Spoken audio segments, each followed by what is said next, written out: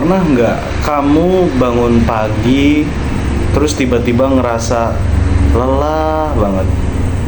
Bukan karena lelah kurang tidur, tapi lelah yang lebih daripada itu.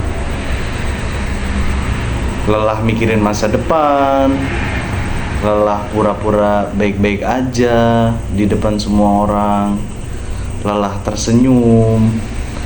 Padahal di dalam kamu tuh udah ngerasa hampir gak kuat banget. Kalau kamu pernah ngerasain itu, kamu gak sendirian. Dan ini bukan sekedar perasaan, tapi ada datanya.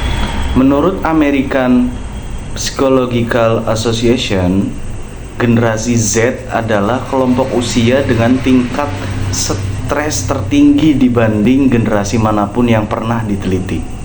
Bahkan sekitar 75% dari generasi Z mengalami burnout sebelum usia 30 tahun. Dan di Indonesia, data Microsoft World Trend Index menunjukkan 60% Gen Z mengalami burnout akibat ketidakseimbangan hidup dan kerja. Burnout itu nyata dan tubuhmu tahu. Kita sering anggap burnout itu cuma drama, tapi sains bilang sebaliknya.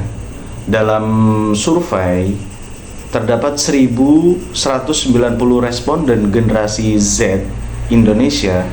27% mengaku selalu merasa kelelahan sebagai gejala burnout yang paling dominan. Selain itu, 21% itu merasa tidak berguna dan 15% mengalami kesulitan tidur.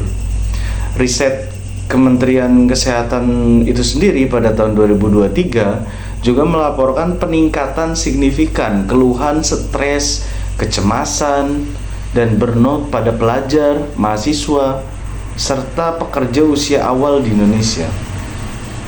Tubuhmu nggak bohong, kalau kamu capek itu sinyal, bukan kelemahan.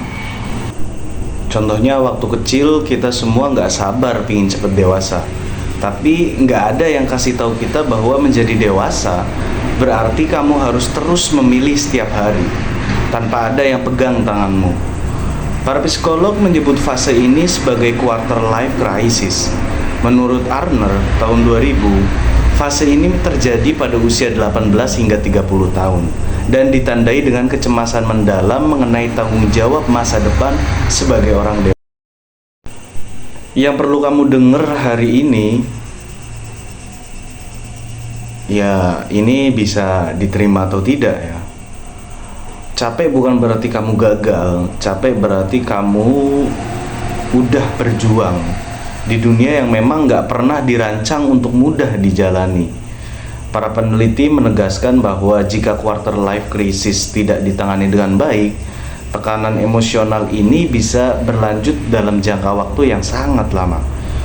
Jadi jangan tunggu sampai kamu benar-benar jatuh baru kamu izinkan dirimu untuk berhenti sejenak.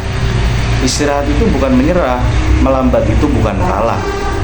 Kadang hal paling dewasa yang bisa kamu lakukan adalah mengakui aku butuh jeda. Bahwa kita adalah satu-satunya yang masih berjuang. Sementara semua orang yang lain kelihatan sudah berhasil dalam hidupnya masing-masing. Padahal yang kamu lihat di feed itu bukan kehidupan nyata. Itu adalah highlight reel. Kamu membandingkan behind the scene hidupmu yang berantakan sama potret promosi kehidupan orang lain. Penelitian menunjukkan bahwa penggunaan media sosial yang berlebihan secara signifikan memperburuk kondisi quarter life crisis. Jadi ya kamu capek bukan karena kamu lemah. Kamu capek karena kamu hidup di era yang semakin bising sepanjang sejarah. So, kamu nggak harus menyelesaikan segalanya hari ini. Penelitian menunjukkan bahwa dukungan sosial yang baik dan pengembangan keterampilan adaptif adalah kunci bagi generasi muda untuk tumbuh melalui fase ini dengan lebih percaya diri. Artinya apa? Langkah pertamamu bisa sesederhana ini.